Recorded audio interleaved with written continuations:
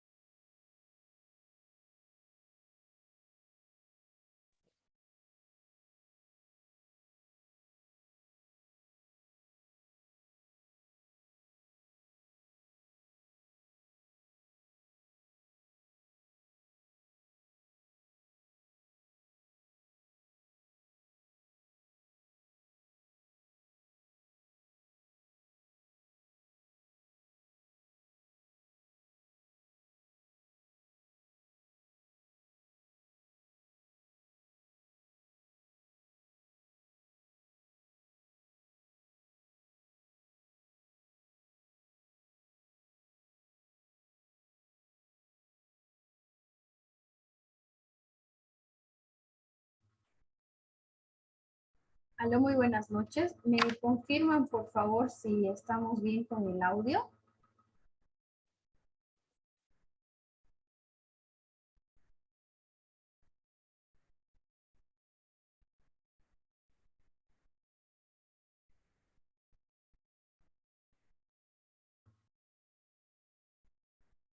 ¿Me pueden confirmar, por favor, si se escucha bien? Pónganme en el chat si se escucha, por favor, para ver si no, qué podemos hacer.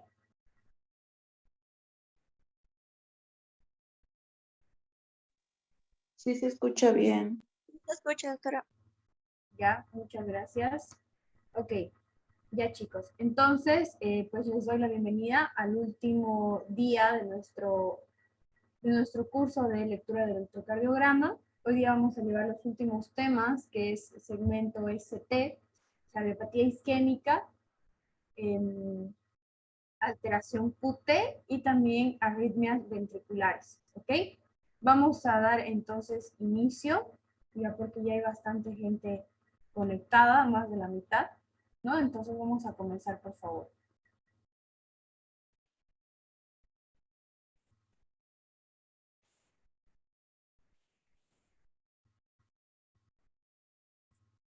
Ok. Entonces, nosotros ayer quiero hacer una pequeña aclaración, que ayer realmente hubo confusión en el tema de los bloqueos de rama izquierda y rama derecha por el hecho de que las imágenes que puse estaban al revés, ¿no? Entonces quiero volver a repasar velozmente estos detalles para que pues a ustedes les quede bastante claro, ¿ya? Cuando hablemos de bloqueo de rama derecha, vamos a hablar del conejo y de las escaleras, ¿no? ¿Qué derivaciones vamos a prestar atención? Derivación B1 y derivación B6. Hemos dicho que si la punta más alta apunta hacia arriba donde está D de Dios, va a ser un bloqueo de rama derecha, ¿ok? Y como podemos ver aquí, en B1 se ve las dos orejitas de conejo, ¿verdad? Y en B6 vamos a ver esta escalera, ¿no? Esta elevación de este segmento. En lo que respecta al bloqueo de rama izquierda, vamos a ver que la onda más profunda es la onda que está mirando hacia abajo. Entonces estamos mirando hacia el infierno. Vamos a concluir que va a ser del lado izquierdo, ¿verdad? Y vamos a tener un bloqueo de rama izquierda con dos imágenes características, que es el cono de Batman, ¿ok? Este cono de Batman, el cono lo vamos a poder ver en B1, ¿ya? Y en B6 vamos a ver las orejas de Batman, ¿ya? Esto era algo importante para mí de aclarar, cosa de que quede más sólido este concepto, ¿ok? Entonces, ahora sí nos vamos a ir a el temario que vamos a ver el día de hoy. ¿No? Entonces, el tema que vamos a ver el día de hoy va a ser segmento ST y cardiopatía isquémica, y para esto sí es necesario hacer un recordatorio de las derivaciones cardíacas y las partes que nos van a ayudar a identificar qué paredes van a estar afectadas de acuerdo a las lesiones, ¿no? Entonces vamos a tener, por ejemplo, las derivaciones del plano frontal. Estas derivaciones del plano frontal van a estar ocupadas por D1, D2 y D3, como ven aquí, D1, D2 y D3, ¿ok? La derivación B1 y B2 corresponde a la cara septal del corazón. La derivación B3 y B4 corresponde a la cara anterior. Y la derivación B5, B6 y también ABL corresponde a lo que es la cara, y D1 corresponde a todo lo que es la cara lateral del corazón. Vamos a ver también que las derivaciones D2, D3 y ABF corresponden a la cara inferior del corazón, y en algunos casos con correlación clínica podemos tomar en cuenta estas derivaciones con la cara posterior del corazón. ¿Ok? Entonces, esto es importante, chicos, que ustedes lo tengan muy en claro. Si quieren, sáquenle captura, porque esto les va a ayudar mucho a ubicarse al momento de identificar qué pared va a estar comprometida. ¿Ok? Entonces, vamos a ver también lo que es importante en relación a la cardiopatía isquémica, la irrigación cardíaca. ¿Ya qué arterias van a ser las encargadas de darle irrigación cardíaca al corazón? Vamos a tener dos, la arteria coronaria derecha, que es esta que ven aquí, y la arteria coronaria izquierda, ¿no? La arteria coronaria izquierda va a presentar dos ramas, una rama anterior, que se llama rama descendente anterior, y luego vamos a tener la rama circunfleja, ¿ya? Cuando nosotros veamos una elevación del segmento ST en el electrocardiograma, nos va a indicar, ya no son signos tempranos de lo que vendría a ser un infarto o un miocardio, y está en relación a la oclusión parcial o total de cualquiera de estas dos arterias. En realidad de cualquiera de estas arterias. Puede ser tanto la arteria coronaria derecha, la coronaria izquierda o alguna de sus dos ramas de la coronaria izquierda, ¿no? Si nosotros tomamos un electrocardiograma y vemos un aumento del segmento ST, quiere decir que mi paciente se está infartando, ¿no? Se está infartando. Apaguen sus micrófonos, por favor. Vamos a ir en orden, qué cambios van a ir ocurriendo hasta llegar a una verdadera necrosis, ¿ya? Son tres cambios que nosotros vamos a ver. Vamos a ver primero lo que es la isquemia. De esta isquemia va a llegar una lesión y de la lesión va a llegar a la necrosis del tejido cardíaco, ¿no? Entonces vamos a empezar con la isquemia. Esta isquemia es un proceso patológico en que la demanda del corazón no está siendo completamente satisfecha, ¿no? El corazón, la bomba cardíaca, no está bombeando la cantidad de sangre que debería bombear para cubrir las necesidades metabólicas, ¿no? ¿Por qué no está bombeando la suficiente sangre? Porque va a haber una obstrucción parcial o total de alguna de las arterias coronarias, ya sea derecha o ya sea izquierda. En esta fase de isquemia, lo que más nos va a llamar la atención son los cambios en la onda T, ¿ya? En la onda T, que vendría a ser la última onda que se va a registrar en el complejo QRS-T, ¿no? Es la última onda. Esto va a indicar la repolarización ventricular, ¿no? Y en esta onda es donde vamos a ver los cambios cuando ya hay presencia de isquemia. Esta onda va a presentarse mucho más picuda, ¿no? Como podemos ver aquí en la imagen, sobre todo en B4, se puede ver, esto presenta una isquemia, ¿no? Porque podemos ver una onda T picuda que es de igual tamaño en todos los complejos QRS. ¿Mm? Ahora, si este proceso isquémico, si el paciente, digamos, está con isquemia, no ha ido al médico, no ha hecho nada, este proceso obviamente que va a ir avanzando, ¿no? Y cuando ya vaya al médico ya en un proceso avanzado, esta onda T ya se va a registrar ya no de manera picuda, sino que va a estar o plana o invertida, ¿ya? Puede estar plana o invertida en casos de una isquemia avanzada. Luego, si esta isquemia no ha sido tratada, va a ir evolucionando, ¿no? Va a llegar a lo que se conoce como una lesión miocárdica, ¿ya? Esta lesión miocárdica es justamente por causa de la isquemia. Aquí en esta lesión miocárdica, aparte de tener los cambios electrocardiográficos que vamos a ver, vamos a acompañar o se puede acompañar con análisis de laboratorio, ¿no? En estos casos yo le voy a pedir, por ejemplo, a mi paciente niveles de troponina. La troponina es una enzima que nos sirve como marcadores cardíacos en caso de lesión cardíaca. Entonces yo en este punto puedo pedir troponinas y ya estas troponinas van a estar elevadas en sangre. O sea, ya va a haber un daño miocárdico, ¿no? Por eso hay una lesión miocárdica. Ya se puede identificar troponinas elevadas.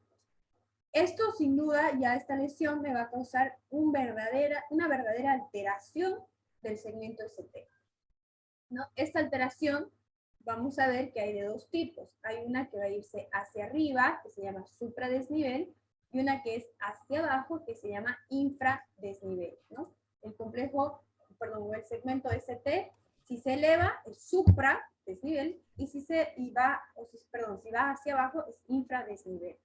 Como tenemos acá. Acá tenemos el complejo P, Q, R, S, ven que se baja y luego sube a la T. Esto es infradesnivel. Este infradesnivel nos quiere decir que hay una oclusión incompleta de alguna de las coronarias. O sea, está tapada, pero todavía llega a haber cierto paso de sangre, ¿ya? Cuando tenemos un complejo con supradesnivel ST, como ven está hacia arriba, tenemos PQRST, ¿no? Está hacia arriba, es supradesnivel. Acá vamos a ver que va a haber una oclusión completa, ¿ya? El flujo total de la arteria coronaria, ya sea o izquierda o derecha, dependiendo en qué derivaciones aparecen estos trazos, va a estar completamente tapada, ¿no? No va a haber, está disminuido el flujo por completo de estas coronarias. Y acá vamos a ver esto, por ejemplo. Cuando nosotros tenemos un segmento ST con supradesnivel, ¿no? Como pueden ver, por ejemplo, aquí en la derivación B2, ¿ven? Tenemos PQ y hay una elevación constante, ¿no? Lo mismo en B3, tenemos elevación, tenemos supradesnivel ST. Aquí en D2 también, ¿verdad? Tenemos en D2 un supradesnivel, en D3 también un supradesnivel. Este supradesnivel ST se va a valorar sobre todo, la que me va a dar mejor fidelidad va a ser en los vectores precordiales, en la B5, ¿ya? En B5 yo me voy a fijar sobre todo este tipo de, este supradesnivel ST, y la causa más común va a ser por una cardiopatía isquémica, ¿ya? Este supradesnivel se va a llamar isquemia transmural, ¿ya? Cuando ustedes vean un supradesnivel ST en el electrocardiograma, es una isquemia transmural. ¿Qué quiere decir? Que esta isquemia ha sobrepasado todas las capas del corazón, ¿ya? Ha llegado, por eso aquí, como pueden ver en el ventrículo, están todas las capas completamente tomadas. Ha sido un infarto transmural. Este infarto, por supuesto que es un infarto bastante letal, ¿no? Si el paciente no se hace algo de manera oportuna, el paciente pues fallece, ¿no? Si esto evoluciona y el paciente no hace nada, el paciente le da un paro cardíaco y se muere. El otro caso, que es el caso del segmento o sea, en el infradesnivel ST, cuando es para abajo, como vemos acá, es para abajo, también lo vamos a valorar en B5, ¿ya? Pero este en realidad nos va a ser un signo de daño miocárdico. Es como, por ejemplo, primero va a haber una imagen de infradesnivel, o sea, el corazón nos está gritando que está mal, y si usted no hace nada, este infradesnivel va a evolucionar a un supradesnivel, que allí ya hay una isquemia transmural, ¿no? Ahí hay a punto de haber un infarto, ¿no? En este infradesnivel ST vamos a ver entonces un daño miocárdico y se va a relacionar con una oclusión incompleta de alguna arteria, ya sea coronaria izquierda o coronaria derecha.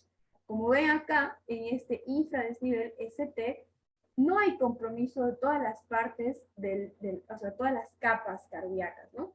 Solo ahí es una oclusión incompleta, ¿no? Y aquí, como podemos ver, en este electrocardiograma de ejemplo, podemos ver en ABF, en D3 y D2, que vendrían a ser los planos frontales, este infradesnivel, ¿no? Tenemos P, U, R, S, T, ¿no? En infradesnivel. Esto es un infarto que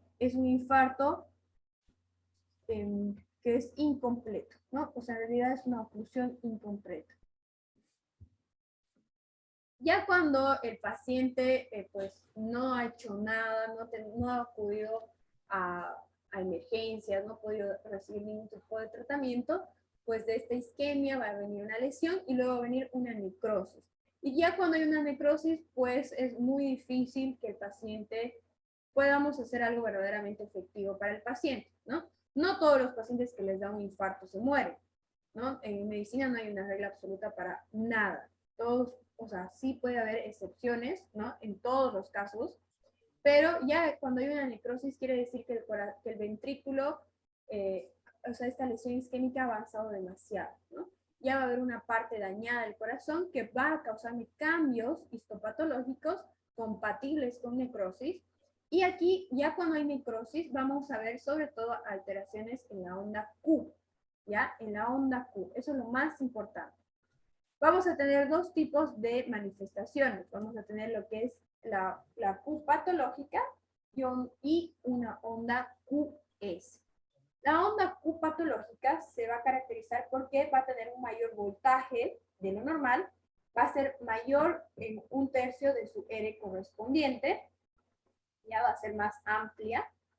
Y cuando hablamos de una onda QS es cuando no sabemos qué ondas negativas del complejo QRS representan.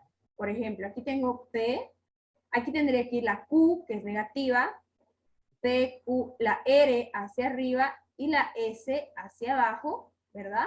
Entonces, Q y S son ondas negativas. Pero si yo no tengo R, si la R no está, no se presenta porque es por la necrosis, no hay la onda R, tanto Q como S van a manifestarse hacia abajo y se va a formar este conito que no ayuda a distinguir ninguna de las ondas, ni Q, ni R, ni S. Simplemente podemos ver, por ejemplo, montaña, cono, montaña, ¿verdad? Esto es una onda QS, que así se le llama, porque en realidad ya aquí no se puede diferenciar nada del complejo QRS, ¿verdad?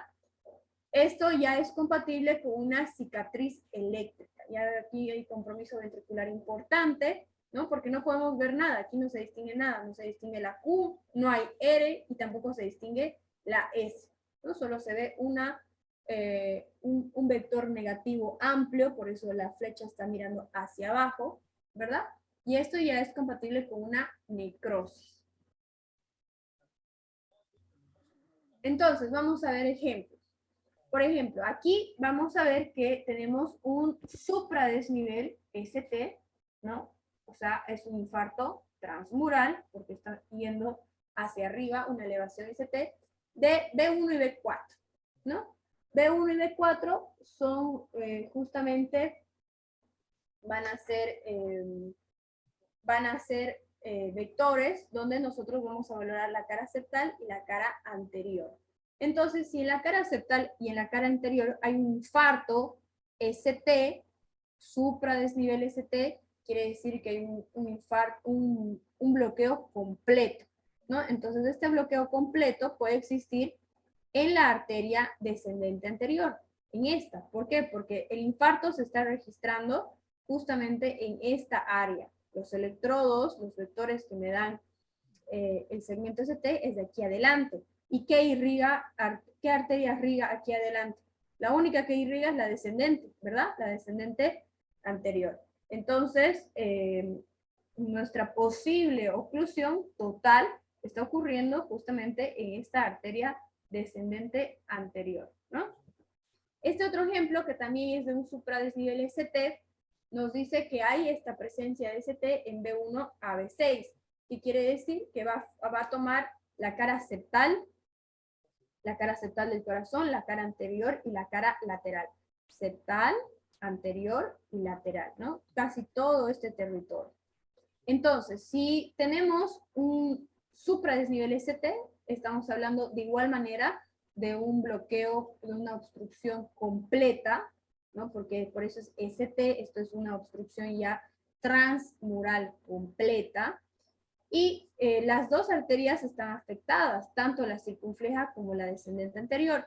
Entonces podemos deducir que la que está taponeada es la carótida, perdón, la coronaria izquierda, ¿no? Esta coronaria izquierda se tapa, al tapar va a ocurrir un bloqueo del flujo tanto de la circunfleja como de la descendente anterior, y justamente en todos los vectores de acá que están en esta zona, van a presentar el supradesnivel ST, ¿no? De un infarto transmural, ¿no? Probablemente hay un trombo aquí en la coronaria izquierda que me va a perjudicar el flujo de ambas ramas que da esta arteria. Ahora, en los casos donde tenemos infradesnivel, cuando es para abajo, que quiere decir que no es subendocárdico, no es un infarto transmural, en estos casos vamos a analizar sobre todo las derivaciones D2, D3 y ABF, que corresponden a la cara inferior, ¿no? Esto corresponde a la cara inferior y en algunos casos a la cara posterior, ¿ya? Postero-inferior. Entonces, aquí vamos a tener un infradesnivel ST, o sea que hay un bloqueo incompleto en D2, D3 y ABF, ¿no? Entonces, si yo digo D2, D3 y ABF, estoy hablando de lo que vendría a ser la cara inferior o la cara posterior. Ustedes saben que esta arteria, la arteria coronaria derecha, va a irrigar sobre todo la parte posterior e inferior del corazón. Entonces, acá, como es infradesnivel ST, aquí hay una obstrucción parcial, ¿no? Entonces, como ve aquí, el puntito amarillo no está tapando la totalidad de la arteria, sino parcialmente, ¿no? Entonces, cuando ocurre esto, vamos a ver que la arteria coronaria derecha va a estar obstruida parcialmente, ¿no? Y por eso va a afectar toda la irrigación de la parte inferior del corazón, ¿no? Por eso tenemos justamente que en la parte de atrás va a estar comprometido la porción inferior con la obstrucción parcial de la coronaria derecha, ¿no?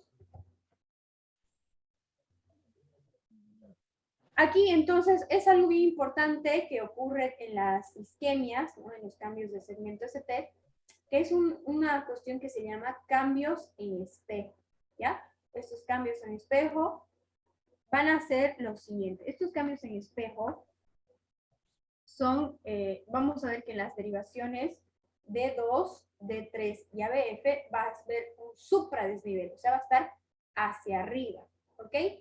Y en las derivaciones contralaterales, o sea, las que van a estar contralateral, vamos a ver infradesnivel ST, ¿no?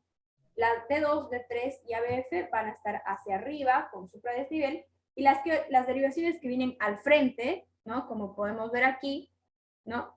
Que van a ser B2, B3 y B4, porque esta B2, B3 y B4 corresponden a la cara septal y la cara anterior, van a estar con infradesnivel. ¿Por qué? Porque va a haber un efecto que se llama cambios en espejo, ¿ya? Son cambios opuestos entre la cara anterior y la cara posterior. Entonces, si se está infartando la cara anterior, ¿no? Con supradesnivel ST, en la cara, los vectores que leen la cara posterior, va a haber un infradesnivel ST, ¿ok?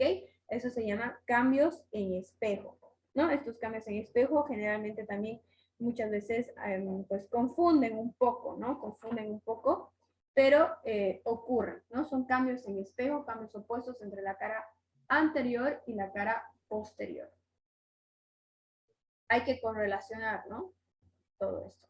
Estas vendrían a ser las imágenes en espejo. Por ejemplo, tenemos en D2, D3 y ABF, que vendrían a ser mis derivaciones inferiores, están con supradesnivel ST. ¿Ven? Todo está con supradesnivel ST. Y mi derivación, y mis derivaciones que están, estas son derivaciones del plano frontal, ¿no? Del plano frontal, o sea que van adelante.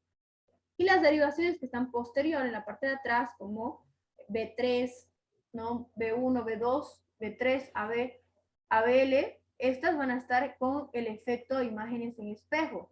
Esto va a estar hacia arriba, las que van a estar las derivaciones de la cara anterior, y las derivaciones de la cara posterior van a estar hacia abajo, con el infradesnivel ST, ¿no? Son imágenes en espejo. Muy bien. ¿Tienen alguna consulta o pregunta hasta aquí para que veamos el siguiente tema?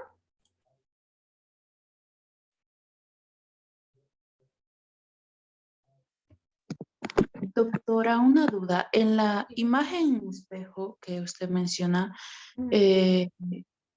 cuando dice que hay un infradesnivel, que es el espejo de lo que pasa en la cara posterior del supradesnivel, ese infradesnivel significa que también es el espejo, pero también en la cara anterior entonces hay una obstrucción incompleta. Claro, exacto. Eso en realidad sí puede llegar a pasar, ¿no? Podemos ver que realmente puede ser solo la imagen en espejo, ¿no? Pero hay que correlacionar con otros estudios porque, como tú dices, puede ser solo imagen en espejo, pero también puede ser que hay una obstrucción incompleta en la cara posterior, ¿no? Eso se va a ayudar a confirmar con otros exámenes de gabinete, ¿no? Ya sea un Holter, ya sea un ecocardiograma, y también tomar otros electros para ver justamente si es una imagen en espejo o si realmente también la parte posterior está sufriendo una obstrucción parcial, ¿no? Muy bien, muy buena pregunta. ¿Alguna otra pregunta, chicos?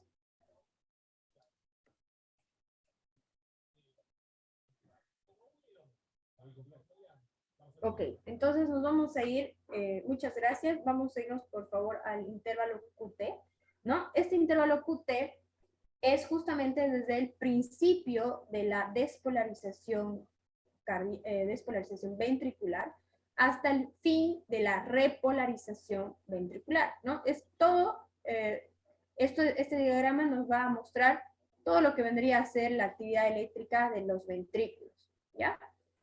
Este intervalo QT se va a medir sobre todo en D2, en la derivación D2 y en B5, ¿no? Lo que nos muestra normalmente es la sístole ventricular, pero hay un pequeño detalle. Este intervalo QT puede estar o alargado, o sea, tener una prolongación, o acortado dependiendo de la frecuencia cardíaca que tiene el paciente, ¿no? Si el paciente tiene una frecuencia cardíaca baja, este intervalo va a estar prolongado. Si el paciente tiene una taquicardia, una frecuencia cardíaca alta, este intervalo va a estar acortado, ¿ya? Este es el único intervalo de todo lo que hemos visto que va a estar asociado a la variabilidad de la frecuencia cardíaca del paciente, ¿no? O sea, tenemos que tomar en cuenta la frecuencia cardíaca del paciente para tener pues mayor relación a lo que si está en una prolongación o un acortamiento de este intervalo, ¿no? Entonces, ¿cuáles van a ser? Vamos a ver dos tipos de intervalo QT. Un QT prolongado, como hemos dicho, si es que mi paciente está con bradicardia, y un QT corto si mi paciente está con taquicardia, ¿ya? Porque hemos dicho que este intervalo toma en cuenta la relación de las frecuencias cardíacas. Entonces, ¿qué van a hacer? Vamos a tener diferentes causas, etiología, de la prolongación del intervalo QT, ¿no? Por ejemplo, vamos a tener fármacos que me van a prolongar este intervalo, como ser los antiarrítmicos, antidepresivos clásicos, los procinéticos, como la metoclopramida, antipsicóticos, macrólidos, como ser, por ejemplo, los macrólidos son antibióticos, ¿no? Esto ustedes han debido ver ya en fármaco. Los macrólidos y las quinolonas son antibióticos. ¿Qué macrólidos? Como la citromicina, la claritromicina. Quinolonas, como por ejemplo la levofloxacina. Fluconazol, ¿no? Con todos sus hermanos soles, el timidazol también. Antirretrovirales, sobre todo los antirretrovirales que se usan para tratamiento en pacientes de VIH, remedios de quimioterapia y anestésicos como el propofol, ¿no? Estos son inducidos por fármacos. Y también vamos a ver trastornos metabólicos, ¿no? Un paciente con hipocalcemia, con hipomagnesemia, hipocalemia, hipotiroidismo van a presentar prolongación del intervalo QT, ¿no? También puede ser de hereditario, ¿no? Van a haber diferentes genes que se van a heredar de padre a hijo, que van a causarme un síndrome de QT largo, ¿no? Y hay otras causas que también nos pueden causar esta patología, como bradiarritmias, neurocirugías, la inanición, un paciente que no esté comiendo, intoxicación por órganos fosforados, cocaína, isquemia miocárdica y la hiperactividad simpática. ¿Por qué es importante determinar clínica de un intervalo QT largo? ¿Por qué? Porque este intervalo QT largo o prolongado me va a generar arritmias ventriculares. Y las arritmias ventriculares, pues son arritmias bastante peligrosas que pueden poner realmente en peligro de vida al paciente. Por eso es importante, pues, identificarlas y tratarlas. ¿Qué vamos a ver? ¿Qué tipos de arritmias vamos a ver? Vamos a ver, primero, puede aparecer, o sea, si tú tienes un QT largo, puede evolucionar en arritmias ventriculares malignas, como ser, por ejemplo, la taquicardia ventricular monomórfica. Esta taquicardia ventricular monomórfica es el primer trazado, ¿no? Esta monomórfica va a caracterizarse porque presenta un QRS ancho con una longitud constante. Si se fijan, todos los QRS tienen el mismo voltaje, ¿no?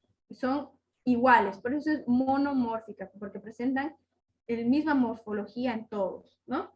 Y también luego vamos a tener lo que es la taquicardia ventricular polimórfica, que vendría a ser el segundo trazado. En este segundo trazado podemos observar que hay QRs con voltajes diferentes, ¿no? Aquí está más estrecho, aquí está más amplio. Entonces aquí tenemos diferentes morfologías y por eso se llama polimórfica, ¿no? Tenemos lo que es también una arritmia ventricular maligna, la torsada de puntas, ¿no? La torsada de puntas. Esta torsada de puntas es una variante de esta misma, de la taquicardia ventricular polimórfica, con alteraciones entre la amplitud del voltaje entre complejos QRS de alto y bajo voltaje, ¿no? Me voy intercalando. Tengo de poco voltaje, de mucho voltaje, de poco voltaje, de mucho voltaje, y esto guarda cierta relación entre QRS de alto y bajo voltaje. Esta torsión de puntas es una derivación de la taquicardia ventricular polimórfica, ¿no? Y por último tenemos lo que es la fibrilación ventricular.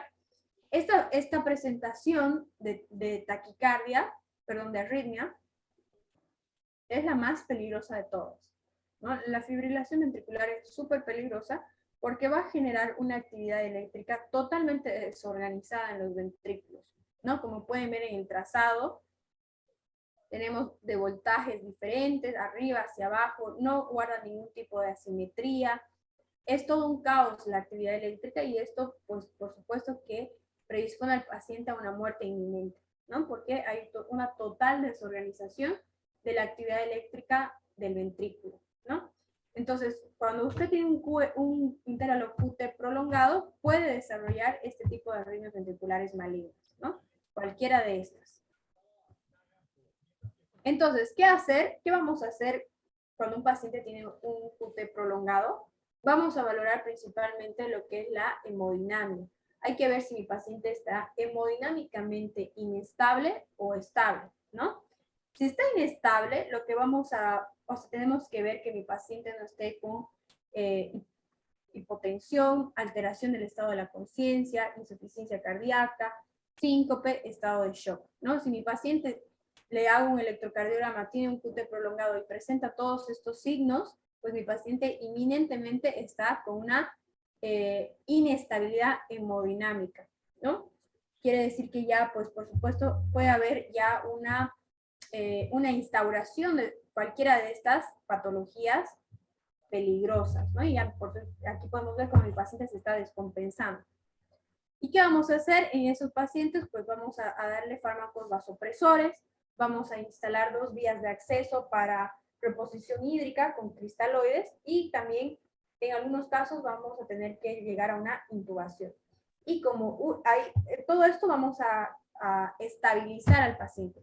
Una vez estabilizado le voy a dar una cardioversión eléctrica sincronizada, pues para restaurar la actividad eléctrica del ventrículo, ¿no? Vamos a recordar que es bien importante que ustedes tomen en cuenta que la taquicardia ventricular sin pulso y la fibrilación ventricular, o sea, esta última de aquí, este último que parece un garabato, ¿verdad? Este último de acá y la taquicardia ventricular sin pulso son ritmos no desfibrilables. ¿Qué quiere decir? Que yo no le puedo poner el aparato para desfibrilar. A este paciente no se hace cardioversión, ¿no? Porque no es lo mismo cardiovertir que desfibrilar, ¿ya? Es totalmente diferente. En estos pacientes que están con taquicardia ventricular sin pulso o con fibrilación ventricular, estos pacientes entran en ritmos de paro cardíaco. El paciente ha entrado en paro cardíaco. Entonces, ¿qué voy a hacer yo? Voy a iniciar las compresiones torácicas, ¿no? Las compresiones torácicas y las ventilaciones, esto en ritmo de 32, ¿no? Hago 30 compresiones torácicas y 2 ventilaciones. Luego hago la desfibrilación con el desfibrilador, con la máquina, y le pongo ampollas de adrenalina de 1 miligramo para ver si ese corazón reacciona, ¿no? Y también puedo llegar a usar la miodarona.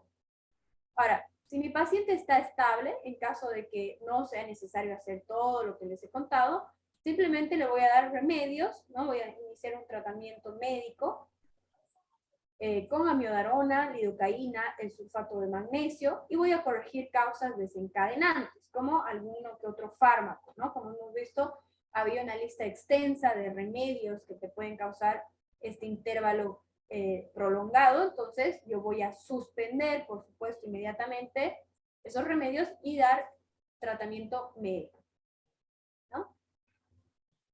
Aquí les muestro nuevamente, estos son ritmos de paro cardiorrespiratorio, ¿no? Cuando yo tengo una fibrilación ventricular, que es esto que se ve como un garabato, una taquicardia ventricular sin pulso, cualquier actividad eléctrica sin pulso y asistolia. ¿Qué quiere? Esto, por ejemplo, ¿veis la asistolia?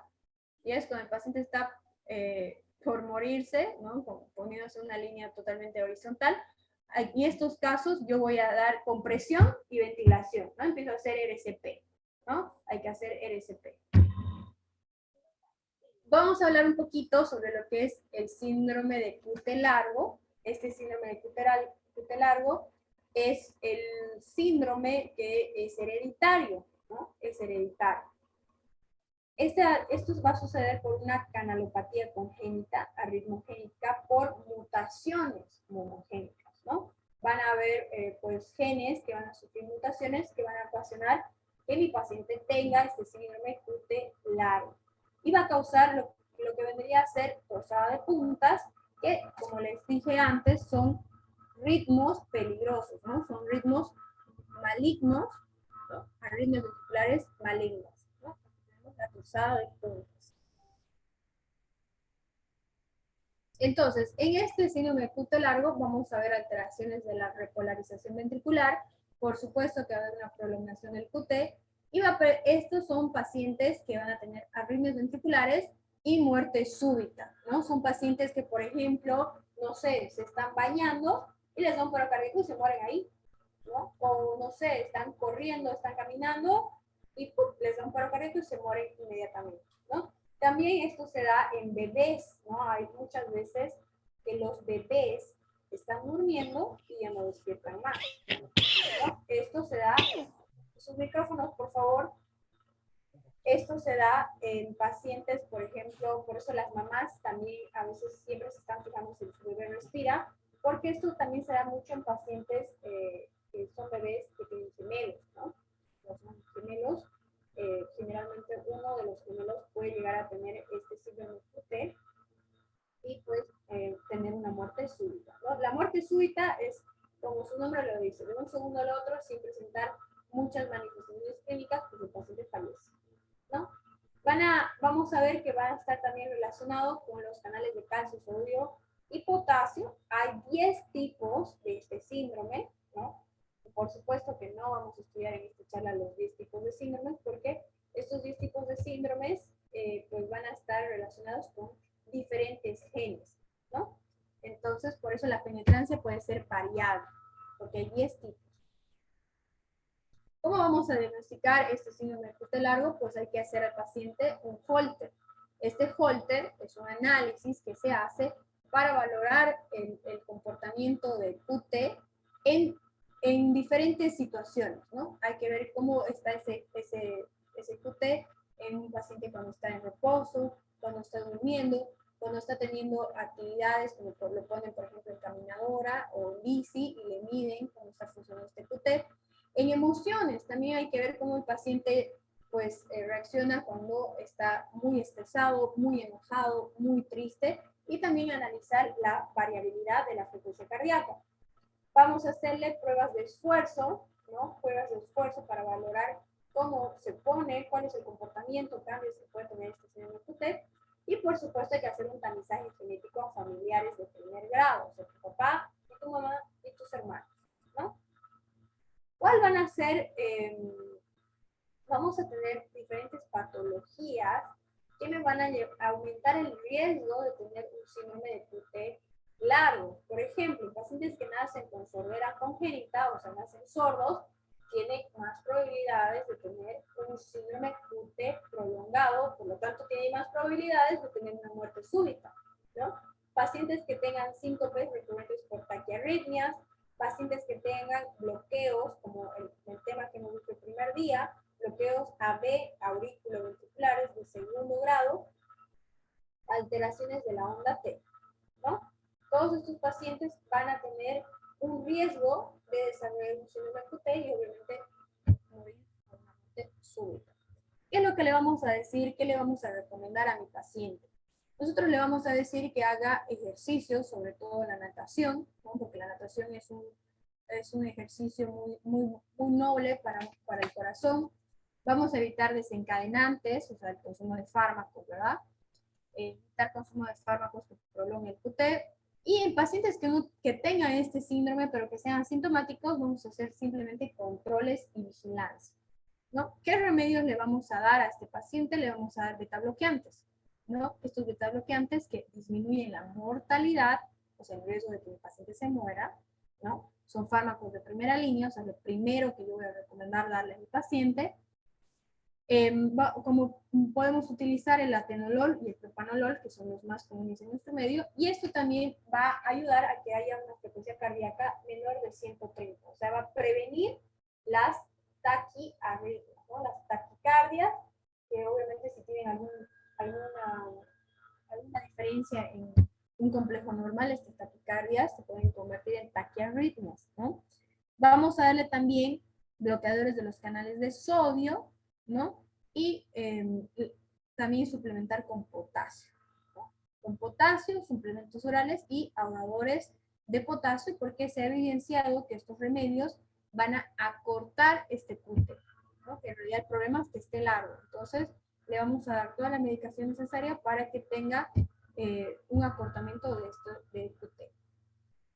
En casos más avanzados, en casos de que, por ejemplo, todo esto no haya funcionado y mi paciente sigue en riesgo inminente, voy a darle un marcapaso, ¿no? Le voy a dar un marcapaso que justamente va a prevenir que este QT se alargue y se prolongue, ¿no? Voy a darle, voy a poner también el desfibrilador, ¿no? Que disminuye la posibilidad de una muerte súbita. Y se puede realizar una simpatectomía, que es la ablación del ganglio estrellado. Esta ablación del ganglio estrellado me va a ayudar justamente a mejorar el ritmo en ambas, mejorar el ritmo con un QT prolongado, ¿no? Vamos a disminuir la posibilidad de arritmias. Y también podemos hacer una ablación de los focos arritmogénicos en casos selectos, ¿no? Esto quiere decir que ya cuando se ha hecho todo lo posible, tanto en tratamiento médico como tratamientos avanzados, y el paciente pues no ha funcionado, le voy a hacer una ablación, o sea, voy a ingresar al corazón y voy a pues cortar este circuito directamente desde el foco de arritmogéneo, ¿no? Eso es como que ya lo último que se puede hacer. Ahora, por su parte, vamos a hablar en la contraparte, que vendría a ser un intervalo QT corto, ¿no? Un intervalo QT corto. Este intervalo QT corto lo vamos a clasificar, o mejor dicho, lo vamos a diagnosticar cuando midan menos de 350 milisegundos, ¿ya? Vamos a ver que igual van a estar involucrados los trastornos metabólicos, que vendría a ser la hipercalemia, la hipermagnesemia y la hipercalcemia. Me van a presentar, mejor dicho, me van a ocasionar síndromes de, intervalos de QT corto. De manera hereditaria también, así como te pueden heredar el síndrome de QT largo, te pueden heredar un QT corto, ¿no? Y a diferencia del intervalo QT largo o prolongado, acá solo un fármaco me va a producir el QT corto, ¿no? Que va a ser la digoxina. Estos pacientes que tengan QT corto van a presentar taquicardia ventricular, fibrilación auricular, palpitaciones y síncope, ¿no? Por supuesto que de igual manera son presentaciones clínicas bastante peligrosas que pueden derivar en un paro cardíaco a mi paciente, ¿no? Este intervalo QT, acá por ejemplo, en esto acá podemos ver que tengo T, Q, R, S, T, ¿no? vamos a ver que aquí hay una anomalía. Tenemos un segmento ST alargado, ¿no? Y un QT corto, ¿no? Aquí vemos que dice short QT, ¿no? Va a estar un QT corto, que justamente acá en esta lectura podemos apreciar, ¿no? Acá como pueden ver en B5, en B4, ¿no? Que hay esta elevación, que es justamente la descripción cardiográfica de un QT corto. ¿Qué vamos a hacer con estos pacientes de QT corto? Al igual que un QT largo, vamos a tener en cuenta si el paciente está inestable o estable, ¿no? Si está inestable, vamos a hacer todo lo que dijimos, que hay que estabilizarlo, ponerle vía, darle vasopresores, dar remedios que ayuden a salir de esta situación. Y durante las taquiarritmias, vamos a presentar, como les dije, hay que ver si el paciente está estable o inestable. Si está estable, vamos a corregir los trastornos desencadenantes. Tenemos que también hacer un tamizaje a los papás para ver quién de los dos le ha heredado al hijo este gen para desarrollar un intervalo QT corto. Vamos a dar el único remedio aprobado por la FDA y que se ha visto respaldo en la evidencia es el remedio de la quinidina. Este fármaco es el único fármaco que puede prolongar el QT, ¿no? De estar corto lo puede prolongar hasta tener una buena, o sea, mejor dicho, la normal medida de un QT, ¿no? Y también podemos ponerle un DAI para prevención primaria y prevención secundaria. Ok. Entonces, ¿tienen alguna pregunta o duda hasta ahora?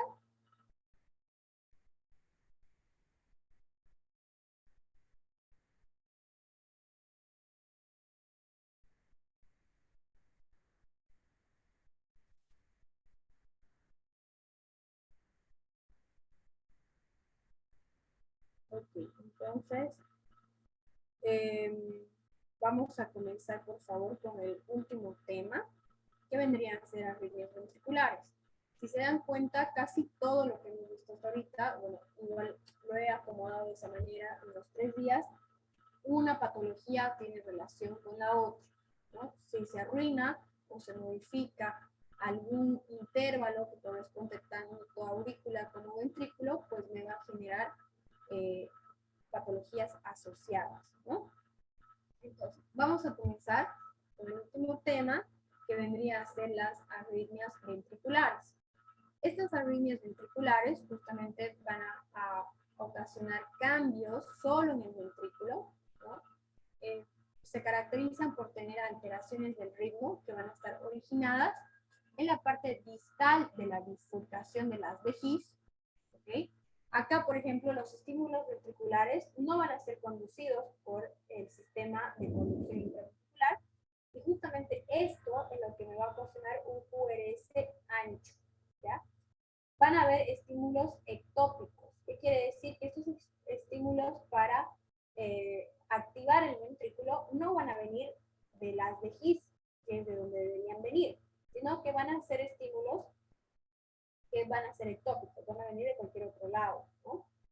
Entonces, estos van a ocasionar fenómenos de escape ante la ausencia de estímulos auriculares, o porque los estímulos, en realidad, el sistema de conducción comienza en el nodo sinusal, sigue en el nodo auriculoventricular, del nodo auriculoventricular pasa a las vejís, y de las vejís va a pasar a las fibras de Purkinje, ¿no? En esta ocasión, justamente en las arritmias ventriculares, es cuando no hay esta secuencia normal de conducción eléctrica. ¿No? Vamos a ver diferentes arritmias ventriculares. La primera que vamos a ver son las extrasístoles ventriculares. Estas extrasístoles ventriculares, vamos a ver un complejo QRS prematuro, o sea, quiere decir que se adelanta, ¿no? Se adelanta un QRS prematuro de duración superior a 0.12 segundos, que no va precedido de la onda P, ¿no? Por ejemplo, si aquí ven, aquí antecitos de este complejo QRS, no hay nada, no hay ninguna onda sola P, no hay onda P, ¿no? Aquí tampoco y aquí tampoco. En los otros sí, aquí hay onda P, aquí hay onda P, aquí hay onda P, pero aquí ya no, ¿no? Y tampoco en esta primera.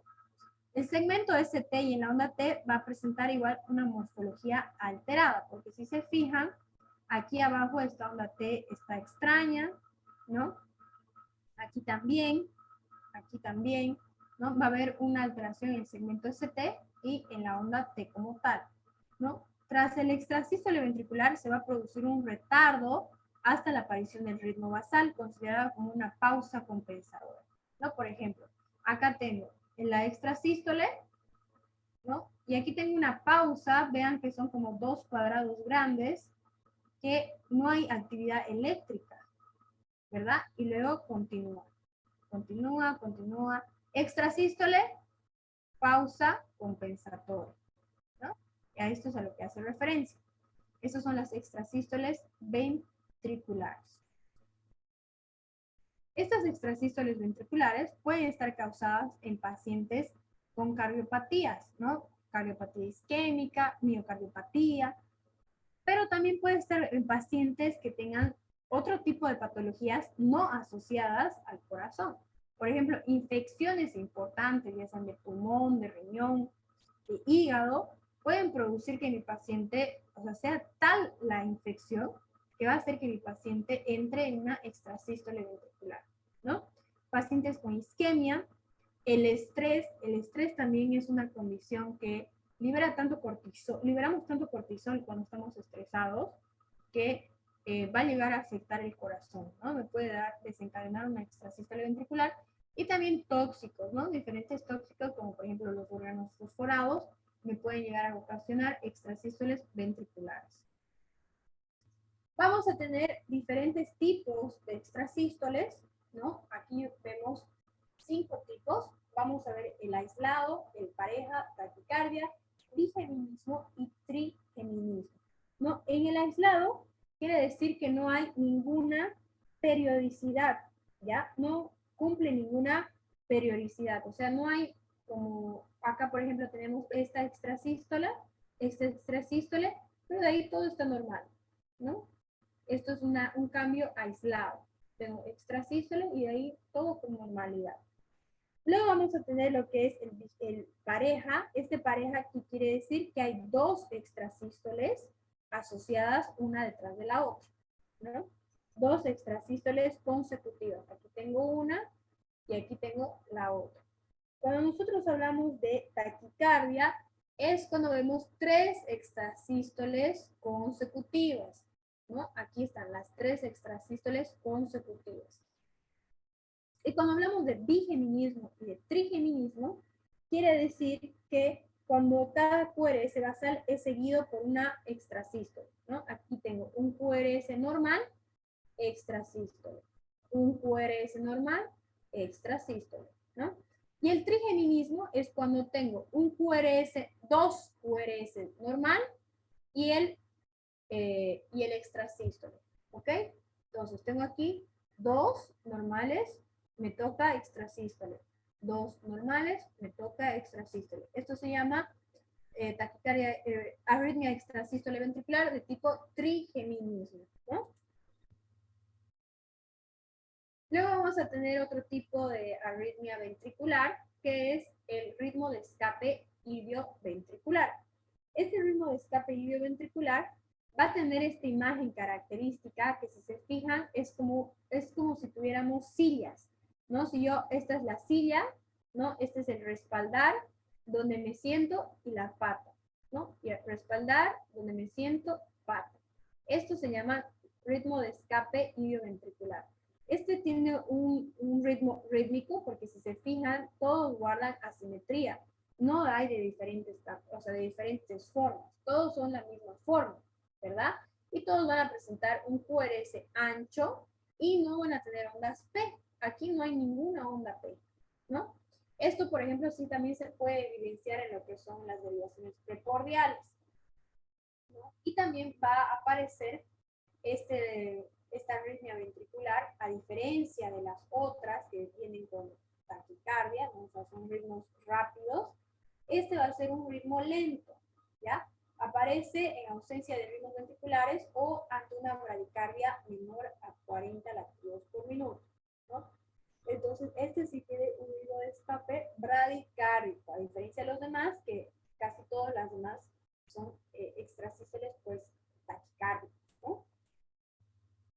les digo, este ritmo de escape son sillas, ¿no? Como si acomodáramos una silla detrás de la otra. Tenemos lo que es el ritmo, el penúltimo ritmo, que es el ritmo ilioventricular acelerado. Este quiere decir, o mejor dicho, nos va a indicar una reperfusión de una arteria ocluida en un síndrome coronario agudo. ¿Qué quiere decir? Primero, mi paciente, por ejemplo, llega con supradesnivel ST o con infradesnivel ST, eso quiere decir que hay una arteria ocluida, ¿verdad?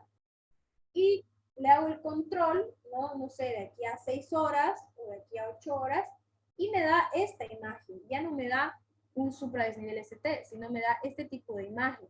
Esto se llama ritmo ilioventricular, que quiere decir que una reperfusión, o sea, en la arteria donde no pasaba sangre, va a pasar ahora sangre, ¿no? Está volviendo el flujo sanguíneo y esa es la imagen que da. Vamos a ver un QRS de morfología similar a la taquicardia ventricular, ¿no? Pero con frecuencias bajas, de 60 a 100, puede estar frecuencias bajas, ¿no? De bradicardia de 60 latidos por minuto o llegar a 110.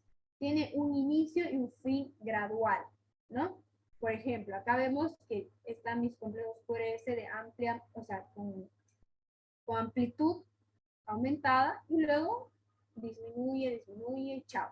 ¿No? Aquí al revés, aquí tengo que va de a poco, ¿no? Y luego va aumentando. ¿Eso qué quiere decir? Que hubo una reperfusión aguda. Es uno de los signos de reperfusión aguda. Por lo tanto, como les digo, por lo tanto, en la aparición de un infarto agudo de miocardio con supradesnivel ST, si aparece esto luego, quiere decir que es de buen pronóstico. ¿Por qué? Porque ha habido una reperfusión. La sangre ha encontrado la manera de atravesar esta arteria que estaba ocluida y eso se ha hecho registro en el electrocardiograma. Y esto es de buen pronóstico.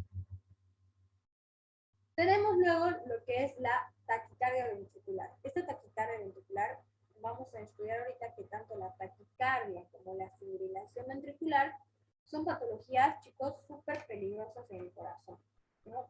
Tienen una alta mortalidad y pues, se tiene que hacer algo inmediatamente porque si no, mi paciente puede morir muy rápido, ¿no? Es importante hacer un electro y tomar medidas necesarias al tiro, porque si no mi paciente se va, ¿no? Entonces, en la taquicardia ventricular van a existir de dos formas, ¿ya? Una que mide menos de 30, una que va a tener un tiempo menos de 30 segundos y otra mayor a 30 segundos. La que va a presentarse en menos de 30 segundos se va a llamar una taquicardia ventricular no sostenida, y cuando se presenta más de 30 segundos va a ser una taquicardia ventricular sostenida que va a necesitar cardioversión para el tratamiento, ¿no? Aquí está taquicardia ventricular, como les había dicho. La taquicardia es cuando aparecen 3 o más latidos ventriculares sucesivos, ¿no? 3 o más latidos sucesivos, latidos ventriculares. ¿Cuál va a ser la causa de esta taquicardia ventricular? Esta taquicardia ventricular va a estar causada por una cardiopatía isquémica, ¿no? Como podemos ver aquí en la imagen, por ejemplo, ha habido una oclusión parcial, porque si se fijan sigue pasando la sangre, hay una oclusión parcial de la arteria coronaria derecha, ¿no? Y esto me va a causar una patología de cardiopatía isquémica, y esta cardiopatía isquémica a la hora del registro del electrocardiograma me puede pues demostrar una taquicardia ventricular. ¿Por qué? Porque van a haber mecanismos de entrada por el infarto, o sea, van a haber puntos donde yo voy a redirigir el impulso y por eso el ventrículo pues va a empezar a latir con mayor frecuencia que lo normal, ¿no? Es regular porque si se fijan aquí, por ejemplo, en D1, todas las imágenes son exactamente iguales. Esto es una taquicardia ventricular. Acuérdense, estos son como unos dientes, ¿no? Estos dientes así grandes es una taquicardia ventricular, ¿ok? Taquicardia ventricular, entonces si es taquicardia, ¿qué quiere decir? Que va a tener una frecuencia cardíaca mayor a la normal. Y en este caso va a ser de 150 latidos por minuto. Esta taquicardia ventricular va a tener algunas veces pocos síntomas, como por ejemplo solo las palpitaciones, que es esa sensación de que tu corazón está latiendo muy fuerte y tú puedes percibir ese latido, o en casos puede llegar a ser sintomático. Y esto puede llegar incluso a causar un paro cardíaco. ¿Por qué? Porque va a primero presentar un síncope, o sea, unos mareos, ¿no? Dolor en el pecho, mareos, que luego me va a llevar a una insuficiencia cardíaca congestiva, progresa a un shock cardiogénico y por último termina en una parada cardíaca, ¿no? A mi paciente le da un paro cardíaco. En estos casos, como es una taquicardia ventricular, el tratamiento es una cardioversión, ¿no? Voy a pasar choques para restaurar el ritmo eléctrico del ventrículo.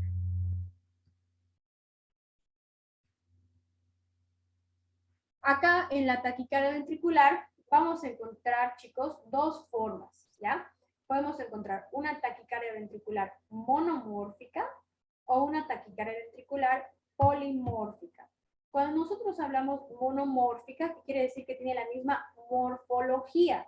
Entonces, acá, por ejemplo, en esta monomórfica, en la que estoy señalando con el puntero, todos estos complejos, si se fijan, son igualitos, ¿no? Tiene la misma amplitud y voltaje, ¿no? Esto es una taquicardia ventricular monomórfica. Esto tiene mejor tratamiento y mejor pronóstico, ¿ok?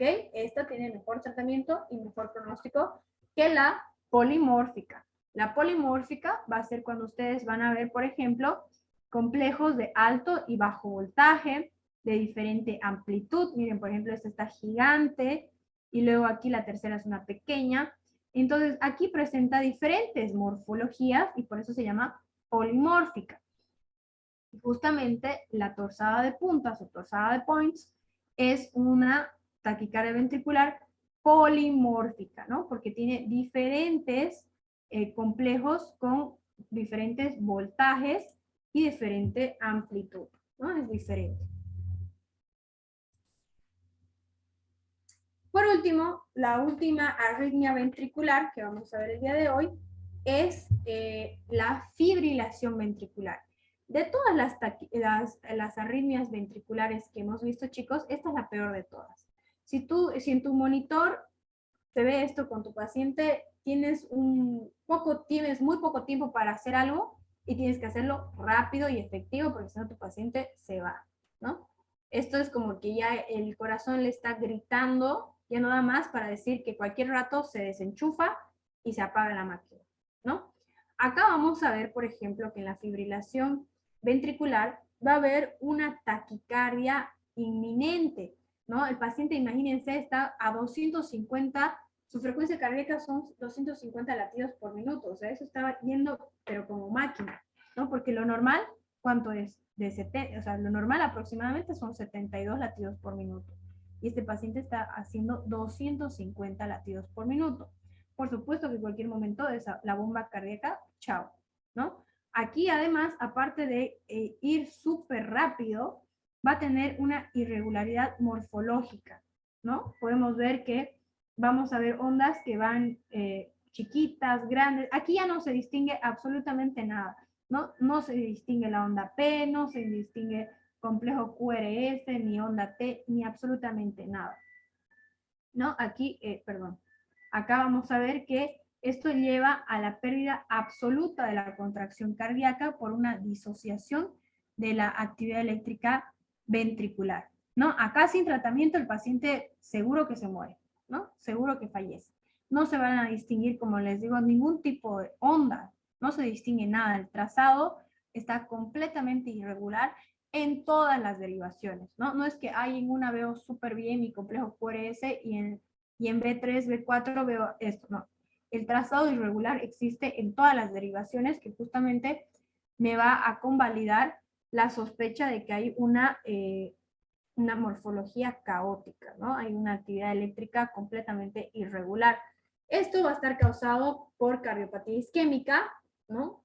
Por eso es muy importante el tema de cardiopatía isquémica porque esto va a llevar a muchas enfermedades o condiciones arrítmicas de mucho peligro para el paciente, ¿no? Enfermedades cardíacas, como por ejemplo lo que vendría a ser la hipertensión, ¿no? La hipertensión cardíaca, la endocarditis, la miocardiopatía hipertrófica y dilatada, como podemos encontrar en el Chagas, ¿no? El Chagas es una enfermedad que a lo largo de muchos años, cuando el paciente ya está 5 o 10 años con esta patología, pues me va a desarrollar una cardiomegalia. Esta cardiomegalia es una miocardiopatía dilatada, ¿no? Y esto en algún momento puede llegarme a causar una fibrilación ventricular.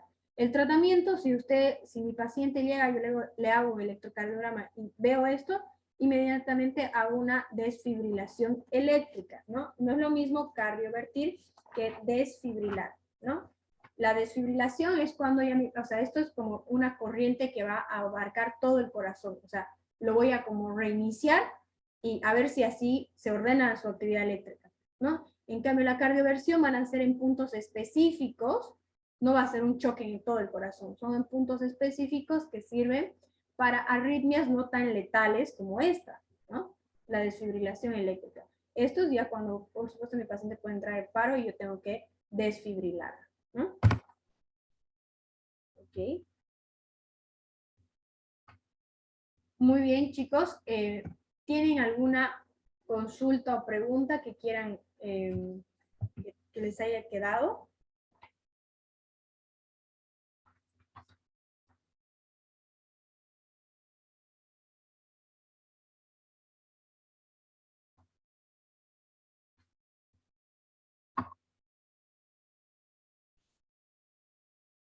¿No? Entonces, en estos tres, ahí ve, perdón, creo que me han preguntado algo.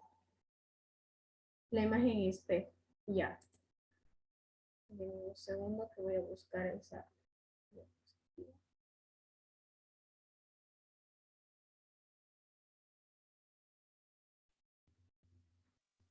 Ya.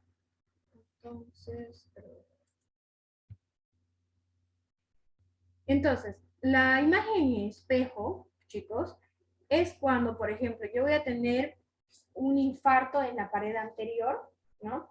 En la pared anterior o cara septal vendría a ser de B1, B2 es cara septal del corazón y B3, B4 es cara anterior, ¿no? O sea, toda la parte anterior del corazón. Si mi corazón en esa parte se está infartando, ¿no? Como por ejemplo por una oclusión en la arteria aquí en la descendente anterior, si se está infartando, va a aparecer un supradesnivel ST, o sea, va a ir hacia arriba ese desnivel. Por lo tanto, en las derivaciones que van a ir por detrás, o sea, las que van a estar al lado contralateral, van a presentar lo contrario, van a presentar un infradesnivel ST, ¿ya? Las derivaciones que son contrarias, ¿no? Ahí es donde va a ocurrir el cambio en espejo, ¿no? Como usted se ve en el espejo, cuando usted se ve en el espejo, si levanta la mano derecha, en el espejo se ve la mano izquierda, ¿verdad?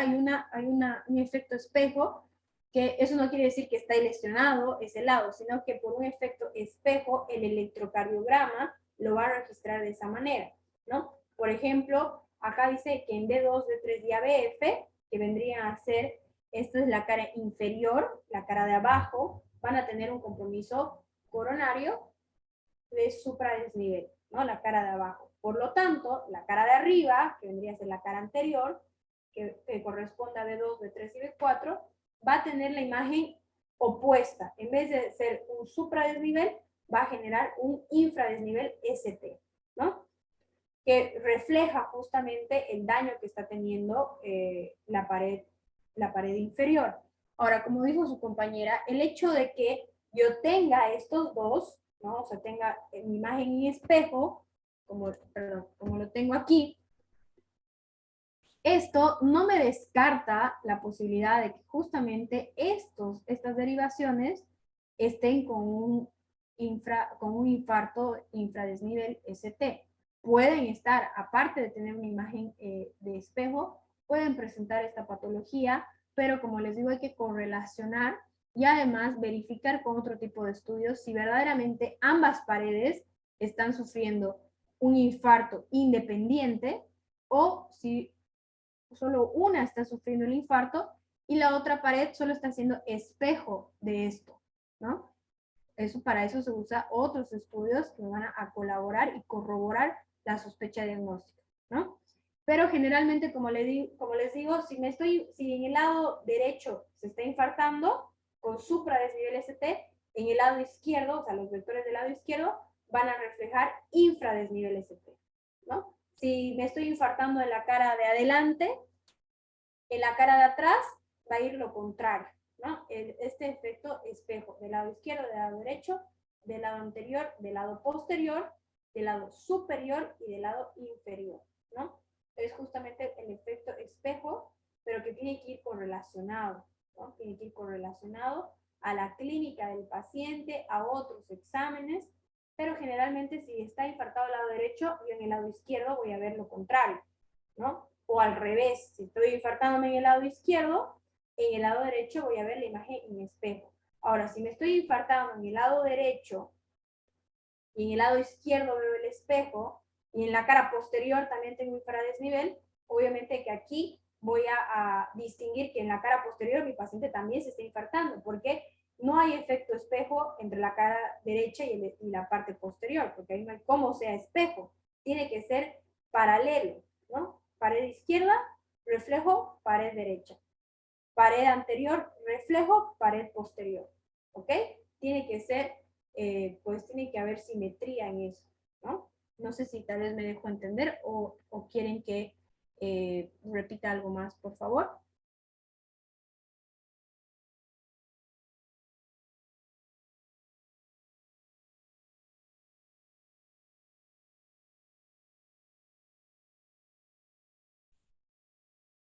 Súper, Miguel. Muchas gracias por preguntar. Seguramente lo que has preguntado era la duda de muchos, así que muchas gracias. Súper.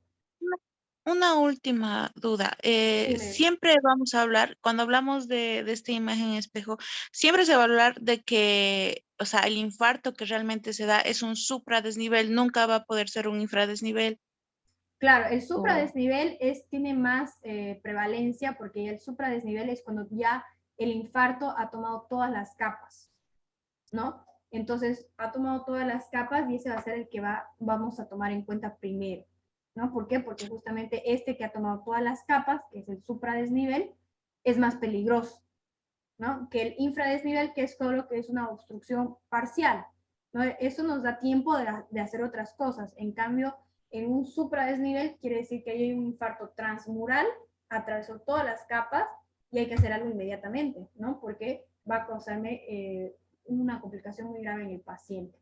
Siempre vamos a tomar en cuenta primero, el más importante de tratar y de diagnosticar es el transmural, ¿no? Si hay transmural y transmural y el parcial, que vendría a ser el infradesnivel ST, primero atiendo el transmural, porque es el más peligroso. Ahora, puede haber, por ejemplo, electrocardiogramas donde el paciente no tenga nada de supra ST, solo infra ST, ¿no? En ese caso, atiendo lo que me aparece. Si solo aparece infradesnivel ST, trato mi infradesnivel ST. Ahora, en caso de que aparezcan los dos, tanto supra como infra, predomina, tiene mayor preferencia ST, supradesnivel ST, ¿no? Porque ese quiere decir que ya en ese punto, en esa parte del corazón, el infarto, la necrosis ha tomado ya todas las capas, ¿no? Y eso, por supuesto, y lo que le continúa, o sea, si yo tengo supradesnivel ST y luego tengo un infra, que quiere decir que una porción del corazón ya se ha infartado, se ha necrosado todas las capas, y que hay otra porción del corazón que está en camino de, ¿no? Porque está con una obstrucción parcial, que esa obstrucción parcial puede llegar a ser una total, ¿no? Y así tomar nuevamente, o sea, puede llegar a tomar todas las capas del corazón, ¿no? Siempre va a ser más importante tratar y diagnosticar un infarto transmural, que es más peligroso para el paciente. Ok, gracias, doctora. Súper, súper chicos. Muy bien. ¿Tienen alguna otra duda o consulta?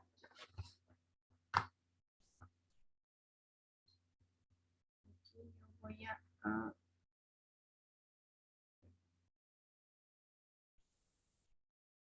Ok, muy bien chicos, muy buenas noches.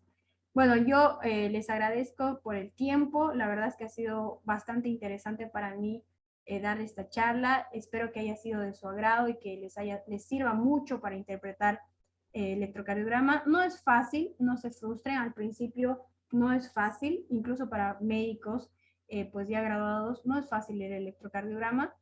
Sí hay que tener pues los datos, ¿no? Los tips de qué imágenes me van a orientar a cierto tipo de patología y también saber qué derivaciones representan qué caras del corazón, ¿no? Si usted no sabe en dónde está, qué significa B1, B2, en qué cara las encuentro, pues muy difícil usted pueda acertar con el diagnóstico y llevar a un tratamiento correcto al paciente, ¿no? Pero esto sin duda es fundamental que cualquier persona tiene que saber, cualquier médico tiene que saber, porque en emergencias generalmente llegan pacientes que les duele su pecho, empiezan con una angina estable, inestable, y se les toma el electrocardiograma y en el electrocardiograma puede aparecer cualquier trazado que hemos visto en estos días, un bloqueo, un crecimiento, ¿no? Lo más común en realidad es generalmente un paciente que se está infartando, ¿no? Que empieza con dolor en el hombro, que se va a ir hasta brazos, puede haber dolor en la mandíbula inferior del lado izquierdo, y ahí es cuando el paciente se asusta y va a emergencias, ¿no? Y en emergencias se hace toda la anamnesis, se toma el electrocardiograma y se va a recopilar estos datos de electrocardiograma, donde ustedes tienen que aprender y tienen que saber, por supuesto, diferenciar las patologías, ¿no? Si es una taquicardia ventricular, una fibrilación auricular, tienen que saber qué ritmos yo desfibrilo, qué ritmos tengo que hacer RCP, ¿no? Porque obviamente ya son pacientes que estos manejos tienen que ser rápidos. Usted no le va a dar el tiempo de pensar, de ver qué hago, a ver si consulto a alguien más, porque hasta eso ya su paciente se muere, ¿no? Entonces, es importante que continúen leyendo, sigan viendo, no sé si ya están llevando cardio o si ya han llevado cardio, pero continúen viendo el electrocardiograma, incluso ya habiendo llevado la materia de cardio, porque como les digo, esto es muy importante. Es como los laboratorios, ¿no? Los datos de laboratorios, todos los médicos tienen que saber qué significa tener hemoglobina baja, qué significa tener leucocitos altos. Es muy importante y tiene que estar dentro del manual de un médico para un manejo oportuno, ¿no? Entonces, pues les agradezco por la asistencia. Yo sé, como les digo, ayer era sábado, día domingo, ni qué decir. Entonces, hace mucha diferencia que ustedes estén el día de hoy, pues aprovechando su tiempo en estas charlas y gracias a mí también, o sea, les agradezco por darme a mí la oportunidad de aprender, porque para mí un médico siempre tiene que seguir estudiando, no importa si ya se ha graduado, no importa si tiene especialidad, el médico siempre está estudiando, nunca deja de ser estudiante. Entonces, para mí ha sido también pues muy fructífero y muy valioso darles esta charla. Me ha servido a mí, sin duda, espero que les haya servido a ustedes y pues les agradezco por todo. A ver si nos vemos en otra ocasión y que, bueno, muchas gracias. Muy buenas noches.